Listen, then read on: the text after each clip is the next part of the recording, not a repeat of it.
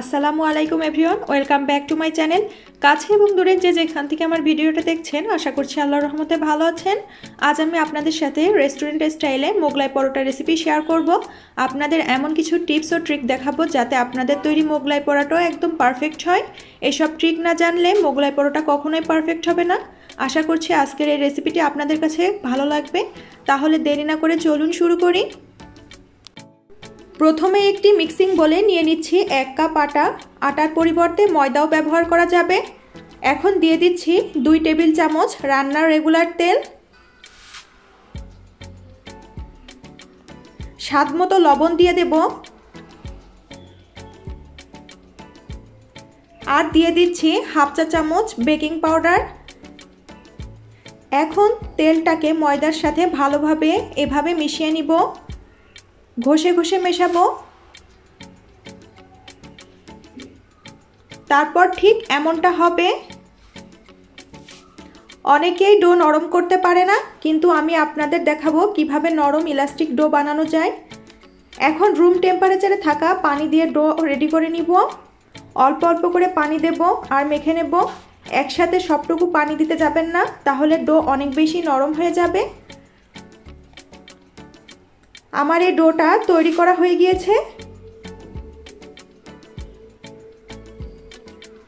এখন আমি হাতের মধ্যে একটু তেল নিয়ে ডোর উপরে মেখে নিচ্ছি, তাহলে ডোটি অনেক বেশি সফট হয়ে যাবে।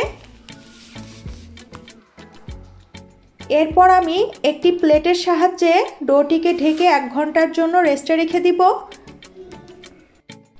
এরই মধ্যে আমি ডিমের মিশ্রণ রেডি করে নিব। এজন্য একটি মিক্সিং বলে হাফ কাপ পেঁয়াজ কুচি, 3-4টির মতো কাঁচামরিচ কুচি, হাফ চা চামচ চাট মশলা ও স্বাদ মতো লবণ দিয়ে দিচ্ছি। এখন সব কিছুকে খুব ভালোভাবে মেখে নিচ্ছি, আর এভাবে মেখে নিলে পেঁয়াজ মরিচ খুব ভালোভাবে নরম হয়ে যাবে। সব কিছু ভালোভাবে মেখে নেওয়া হয়ে গেলে দিয়ে দিব একটি ডিম।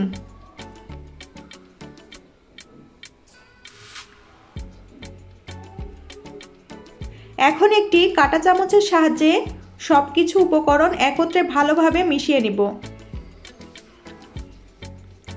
ভালোভাবে মেশানো হয়ে গেলে ডিমের এই মিশ্রণটি একটি সাইডে সরিয়ে রাখব। 1 ঘন্টা পর ফিরে আসলাম। 1 ঘন্টা পর ডোটি অনেক বেশি সফট হয়ে গিয়েছে।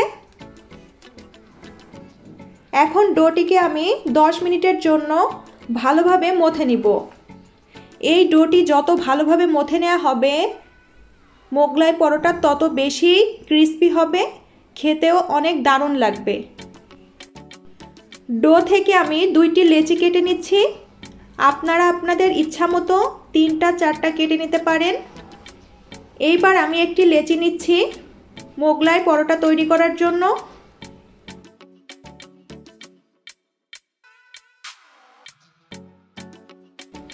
মোগলাই পরোটার রুটি অনেকটা বড় হবে এবং অনেকটা পাতলা হবে। পাতলা না হলে ক্রিস্পি কম হবে, খেতে বেশি মজা লাগবে না।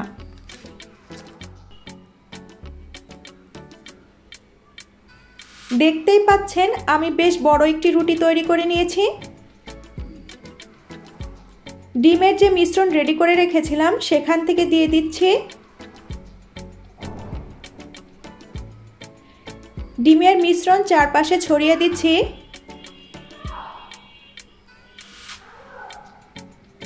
প্রথমে আমি একটি সাইড থেকে ভাঁজ দিয়ে দিলাম, এরপর এভাবে লক করে দিচ্ছি। ডিমের যে মিশ্রণ সেখান থেকে নিয়ে লক করে দিচ্ছি। এই কাজটি অবশ্যই ভালোভাবে করতে হবে, নয়তো তেলে দেওয়ার সাথে সাথে খুলে যাবে। সবগুলো ভাঁজ চেপে চেপে লাগিয়ে নিতে হবে।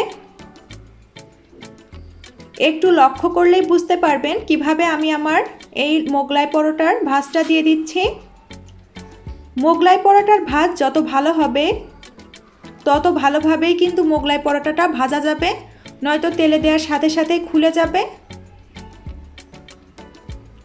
এই তো রেডি হয়ে গেল মোগলাই পরোটা। এখন ভেজে নেওয়ার পালা।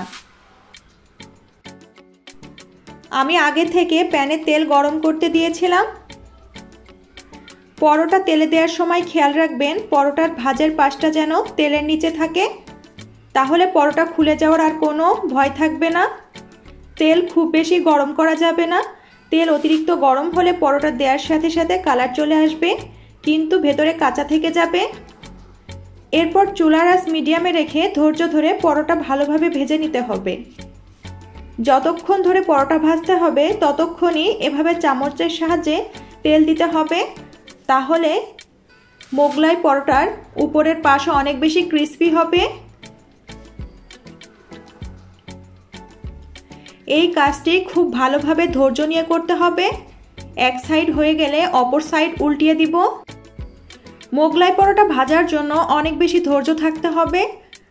অতিরিক্ত তাপ দিলে দ্রুত উপরে কালার আসবে এবং ভেতরে কাঁচা থেকে যাবে, তখন আর মোগলাই পরোটাটা খেতে পারবেন না। এজন্য অবশ্যই ধৈর্য নিয়ে কাজটা করতে হবে। মোগলাই পরোটাটা হয়ে গেছে, এখন আমি তেল থেকে উঠিয়ে নেব। আমি একটি ঝাঁঝরির সাহায্যে মোগলাই পরোটাটা উঠিয়ে নিচ্ছি যাতে অতিরিক্ত তেলটি ঝরে যায়।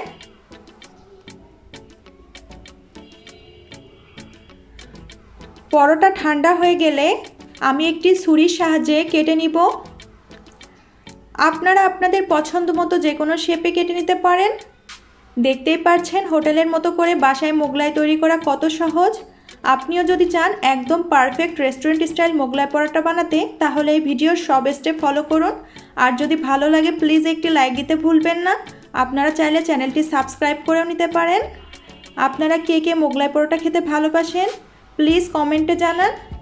আজকের মতো বিদায় নিচ্ছি, আবারও দেখা হবে। এই পর্যন্ত সবাই ভালো থাকুন, সুস্থ থাকুন। আল্লাহ হাফেজ।